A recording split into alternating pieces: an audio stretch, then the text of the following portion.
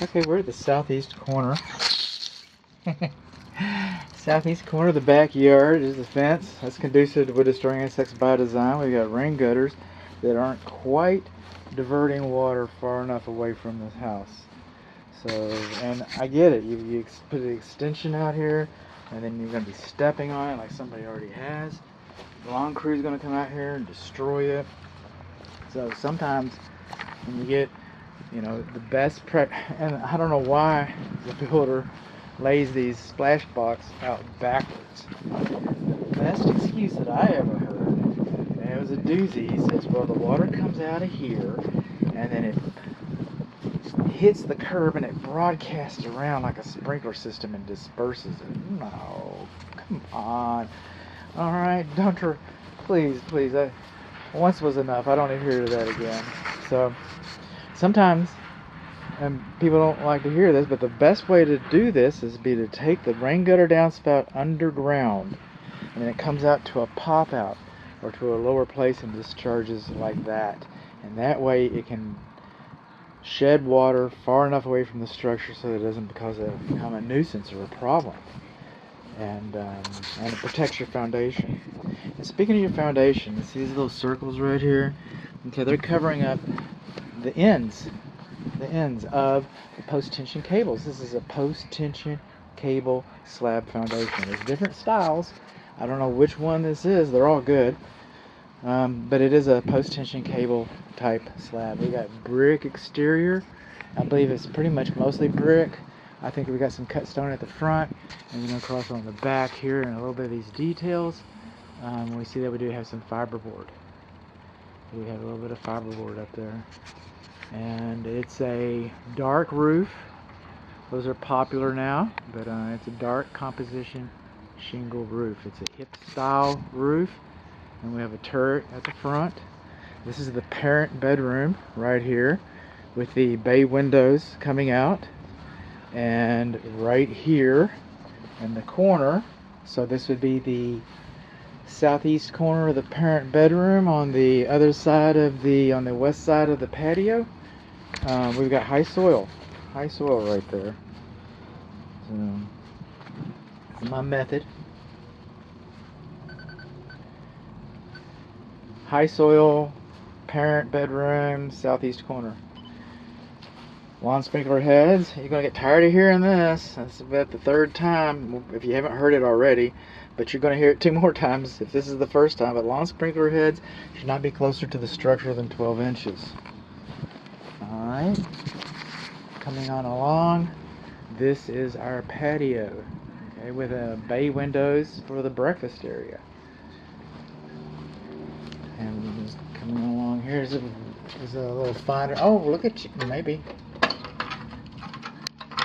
check you out. If you want to know, you are GFCI protected. Alright, this is so, it's kind of obvious, Captain Obvious here, but that would be for like a wall mounted computer screen. Some people watch TV. I use a computer for that. But anyway, that's where you put your TV screen so that you can watch the Dallas Cowboys win the World Championship. That's what you do. These windows are double pane vinyl frame. You see the style of these windows? Okay, they're designed to leak. Alright? Because home ownership 101, all roofs leak, all walls leak. We design these structures designed to shed water faster than they accept it because we want to protect the living space. So these windows, if you'll notice, and you open it up, and all the inside of the window, it's designed so that water cascades down and out in this direction. That's the way the windows are designed. And these windows have what's known as weeps. Alright? These are weeps. Now, what they're supposed to have in them is weirs. You can buy, like, for $12, you can buy 50 of them. It's cheap, it's incidental. And what does this do? And okay, this one's missing one, this one's missing one, this one's missing one, that one's missing one. I've got a theme here. It'll probably save $12 on the whole project, I guess. Now, what does this mean? I mean, it's incidental. It keeps bugs from getting in, probably not. Debris from getting in, it keeps that from getting in, probably not so much either. But I've been in a vacant house before, I'm telling you, and I was sitting there all by myself, and it was a nice windy March day, and the house was playing like a flute. I thought it was haunted. Woo! And it was coming from these holes. It was coming from these holes. I don't know if that'll ever happen to you. It's only happened to me once in my entire life. It might have been a real ghost, I guess. Might have been a real ghost. It might not have been that.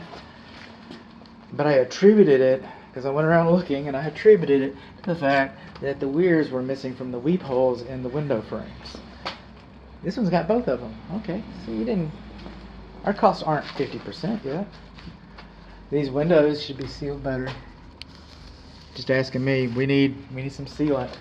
Get some sealant on the window frames. Sealant on window frames in the patio area for sure. This is the pedestrian door to the breakfast nook area. Come along here. I shouldn't have any power here. I should have right clicked the GFCI. Okay. No surprise there. No surprise there. Weeps under our columns. This all looks good. Oh, this is nice. You got a gate. How about that? All right. So you can walk, and then your mailbox is over there, maybe. That's kind of nice. Kind of nice. I don't just say bad things. I'm not just a naysayer. Missing our 2 on that one. Oh, now we caught up. Missing 2. We're missing weirs. All kinds of weirs. Most of the windows are missing 1 or more weirs. I'm going to put a ladder up here. This roof is too steep for me to walk. I'm going to use a camera pole. But I'm going to put a ladder up here on the back side and get, some more details. We're going to have a roof video. This is the gate. This is the only gate. It's over here on the east side. You hear that squishing sound? It's because the ground is squishing under my feet.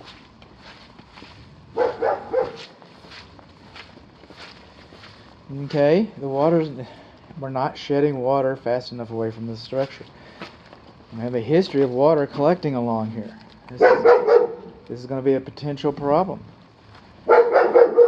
These are called weep holes. We're supposed to have those. Weep holes. We're supposed to have those over any fenestration that has a lintel. It's that metal lintel. Alright? Because remember, all roofs leak, all walls leak. So on occasion, most of the time, the only thing that's going to escape from there is water vapor. Most of the time, that's all we lose is water vapor. That brick looks a little crooked. I could have been a little straighter about that. I'll put a stick on that and see what we're going to do. But, looks like it's kind of bowing in a little bit right there.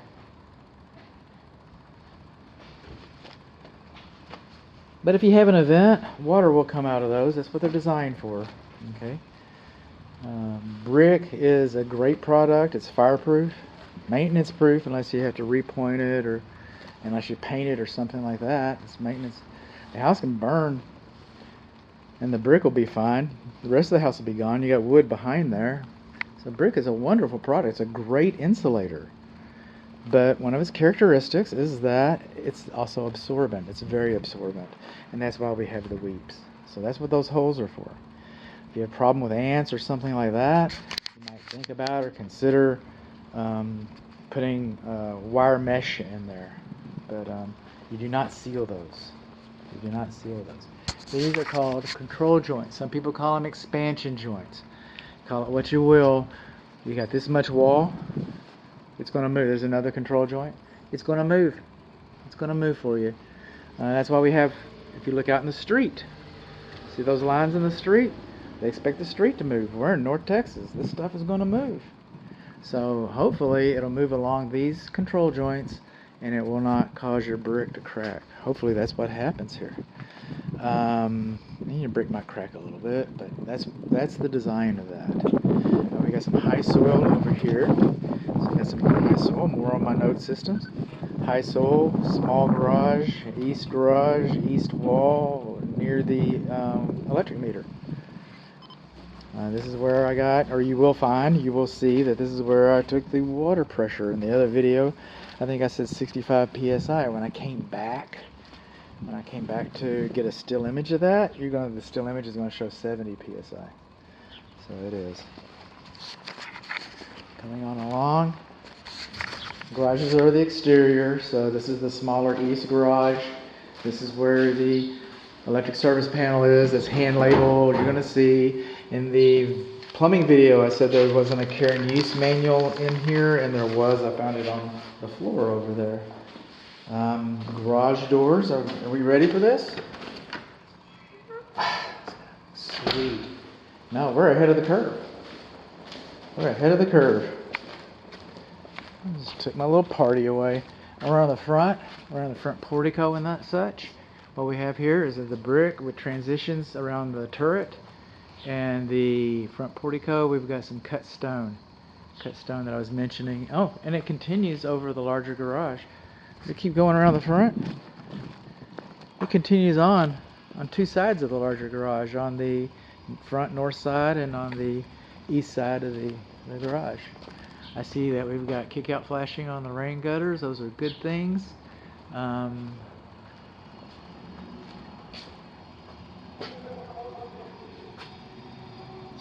don't have a lot to complain about, except because I'm a complainer.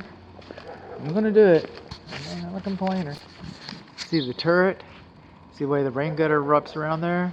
And the rain gutter just drops water right on top of the shingles right there. Now it's going to be ugly as sin, but to put a rain gutter down there, or a downspout down to that rain gutter. And so some people make a static issue